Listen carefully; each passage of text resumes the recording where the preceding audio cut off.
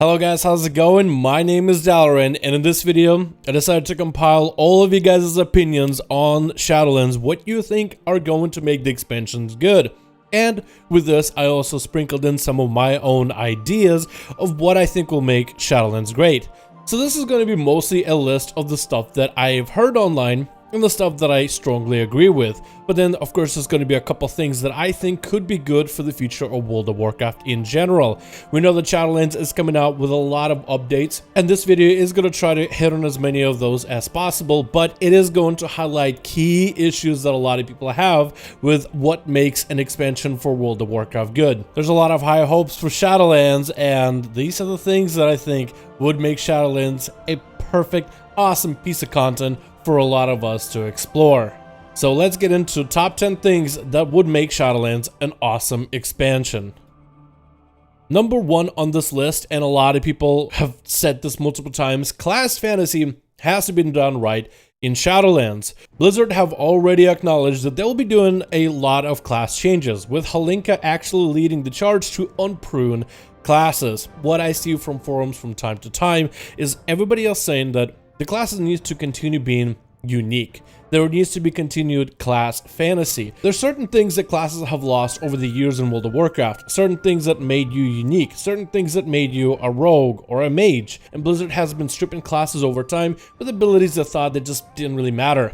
We already know that Blizzard is going to be bringing back a lot of abilities, and we even can see in the direction where they are going, to the point where Blizzard is even willing to bring abilities such as Eyes of the Beast for hunters.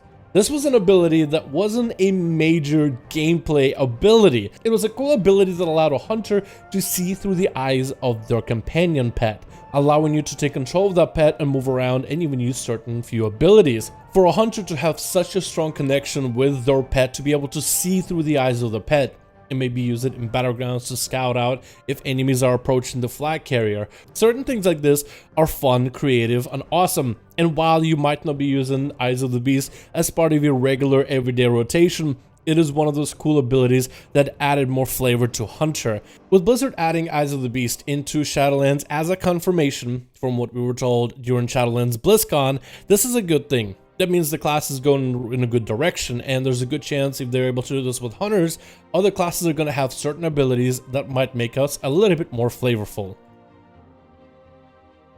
Number 2 on this list is going to be covenants, and this one is going to be very important because I'll be talking about balancing and certain covenants potentially becoming overpowered. There's a massive fear of people that covenant systems will be completely dirtied by the idea of using a certain covenant for the best meta gameplay. Covenants should be a choice. They are going to be a system of different, orders of Shadowlands that you'll be able to join. Different factions inside of the life after life. Covenants will have different campaigns that you'll be able to embark on and different storylines for you to explore, different allies for you to, well, help out an ally with. You'll have different cosmetics as well as different mounts depending which covenant you settle on. But also you'll get a covenant specific ability that's going to be different based on your class. That's a lot of abilities that are supposed to be a part of our regular gameplay, and wouldn't be a shame. Let's say you love the idea of the Necrolords of Maldraxxus, you love the armor, you love their mounts, you love everything about them, but their covenant ability for your class simply sucks, and you're forced to play the Kyrian because it's just mathematically better numbers. Nothing would be worse than being able to not play the covenant you want to because, well, if you want to be competitive inside of PvP or dungeons and raids, that feeling of missing out because you're not playing the best meta ability, that would suck. So the best advice that I have in terms of how to deal with these covenants, we're not even sure what all the covenant abilities are going to be like, but as Blizzard tries to balance them out, I think balance will be a key. But instead of nerfing covenant abilities so they are not important in our playstyles, I feel like Blizzard should buff them instead. You buff them until they are all fairly equal in most damaging numbers, instead of nerfing them to the point where they're just not really all that important. But I'm still hoping that covenants are not going to be forcing metas from people, because even Blizzard mentioned themselves, they kind of want for people to choose a covenant and stay in there. Number 3 on this list is the return of class tier sets. And a lot of people have been wanting this one for quite a while. After playing around with Azeroth gear, we got to choose our own tier sets, and for the most part, if you're like me, there's a good chance you've been using the same tier sets or traits from the very first raid of this expansion, and you're still using those same traits, triple stacking them to this very day. And that's not all that exciting. Tier sets not only give you a different look for your class, as in the class tier sets, not just the look that all rogues will get as a leather wearer or all paladins and death knights and warriors will get as a plate wearer, but actual different sets in terms of identity. Not only are you bringing back the tier sets in terms of the separate looks, which adds even more flavor to our classes, having a warlock look like a warlock and a mage look like a mage, and those tier sets changing from a raid to a raid to a raid. I would love to see that type of progression. But also, it's probably the easiest way to balance classes within the raid environment. You have these tier sets enabled where developers know what kind of build they would want for people to play within certain raids that can influence certain talents and can also influence how much damage every class outputs. And that meta can change. From first raid you play a certain set of talents, next raid tier you play a whole another set of talents, same thing for third, fourth, however many raids that Blizzard will plan for this new expansion. But they can even take a step further and have, let's say, a dungeon tier for people that like dungeons, or a PvP tier for people like PvP. Make gear really matter, and as we acquire that gear, we, let's say, get really good at certain parts of the game. Not everybody raids in World of Warcraft, so having a PvP set, or a dungeon set, or a raiding set, I think could be interesting. But at least starting with raid tier sets coming back would be a step in the right direction. Number 4 on this list, more challenges. I'm a huge fan, and this was going to be my favorite, of anything that's a challenge scenario or a challenge mode in World of Warcraft. The Mage Tower challenge in Legion was one of my favorite bits of content. It was really cool to be able to get enough gear in order to tackle the challenge, and as you learn the fights, as you get better at them, you get to finally unlock this awesome cosmetic upgrade. It wasn't anything that made you do more damage, but it was just cool to have some piece of challenging content to do solo by yourself and get something cool out of it. And very similar, we have Horrific Visions right now, and if you were to crank them up to a 5 mask run for Battle for Azeroth, those are actually also pretty cool. I like the idea behind it, I like the progression of getting to there, and as you invest more time into Horrific Visions with all the upgrades, it definitely gets easier, of course, with better gear. But stuff like that I always found really cool. Some sort of a solo challenge thing that had a reward that wasn't particularly a power spike, but rather a cosmetic reward for doing something that was challenging or difficult, and especially something that can be done solo. I think a lot of people enjoy that kind of stuff, and definitely something that Blizzard can explore far more. Maybe Tower of Torghast could be a potential solo challenge. Number 5 on this list, let's talk about Tower of Torghast. I feel that for Tower of Torghast to be a good piece of content, which is a new piece of content for this expansion of Shadowlands, first of all, it needs to have regular updates. First, I don't expect it to be a massive success. I don't expect for it to be a failure. You still don't know what's going to be like because it's so very new. I guess when we really get into the alpha and the beta and start testing this stuff, as more people get to see the content and maybe even try it out for themselves, we'll start to get an opinion about it. However, it's an interesting design that mixes islands as well as Horrific Visions, which could be good, but also could be drastically bad. I feel that the RNG of the scenarios could be done really well in terms of the different rooms that you get and different enemies you fight and different buffs you collect as you advance further into the tower. Maybe Blizzard could even add like seasonal rewards for completing Tower of Torghast to a certain level. Let's say Season 1 with the first raid tier out, then raid tier 2, raid tier 3, raid tier 4, to give people more reason to do the tower and make progression with it. I feel like regular buffs and nerfs to this piece of content and bug fixes would help people have a good taste in the mouth when it comes to biting their teeth into this piece of content. You definitely don't want to have issues of the bad and have people write it off early at the beginning of expansion, so that when Blizzard updates it for the end and it finally is good, most people just will not even want to touch it. Number 6 on this list is a good crafting system. And Blizzard did mention that they are making crazy changes to crafting. However, that needs to be solidified. There needs to be a good crafting system for World of Warcraft. Right now, I have leatherworking and engineering on my rogue. However, I don't need to. I can either get all the azurites I need from the engineering or just do raids. I can get the pieces of gear from my leatherworking, even though with the RNG of what stats the boots and the pants will drop me, or I can do dungeons or raids. it's just an option for you right now, but I think professions could maybe be a lot more integral to the gameplay. Blizzard is already talked about how they want to address the RNG of professions, so that is a good thing. However, I don't really know what can be done with professions right now, because currently you can do all your mythic raiding and M+, mythic plus pushes and hardcore PvP without ever needing or feeling like you should use certain professions in order to make certain aspects of the game easier. And maybe that's exactly what Blizzard should do. They should make people need professions, but they should make it the professions to make certain aspects of the game easier. I don't know if there will be again a class buff, or maybe it will be some sort of a proc rate for an extra ability, maybe some sort of a defensive buff, offensive buff, whatever it may be. But I feel certain things like 5% crit from going leatherworker, or maybe a little bit extra stamina from going mining, things like that potentially could be something worth investing time into. I think it's all about finding the balance between not needing professions in order to be competitive, but also not making them completely useless. And maybe just certain stat buffs, even as boring as they are, could be enough of a reason for people to want to pick up professions. But of course, somebody out there might even have a more creative way of how professions could be, maybe making certain content in the game easier. But I guess only time will tell.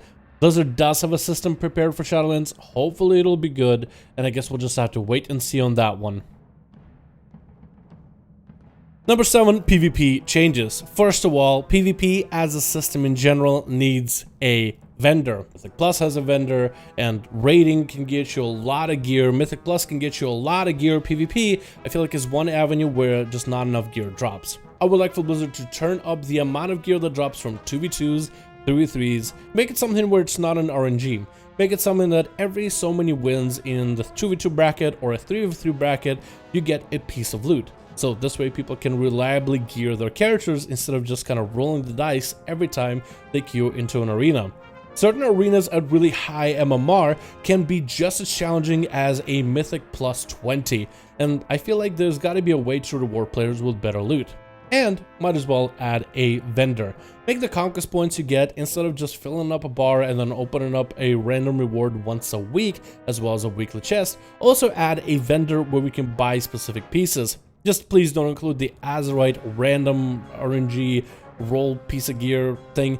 I'd rather have conquest that you can buy for a specific piece. I think Blizzard can even go a step forward and make it that you can buy base PvP gear with very little conquest, or you can buy higher item level PvP gear with more conquest. So if you're someone who plays the game casually, spending a little bit of conquest to get a full set just for transmog could be something up your alley. But if you're someone who wants to PvP, regularly grinding conquest will eventually get you to your goal. Having RNG drops with a reliable system of buying specific pieces, I think, is a good thing. Let's say you go into a 3v3 queue session, you get yourself a set of bracers and maybe gloves, and hey, at the end of your PvP weekly chest, you get a trinket out of the loot box. While the gear itself that you've gotten from the RNG drops aren't the best pieces possible, it's still something you don't need to spend conquest on at the moment. So then you go buy someone with conquest that would definitely upgrade your gear.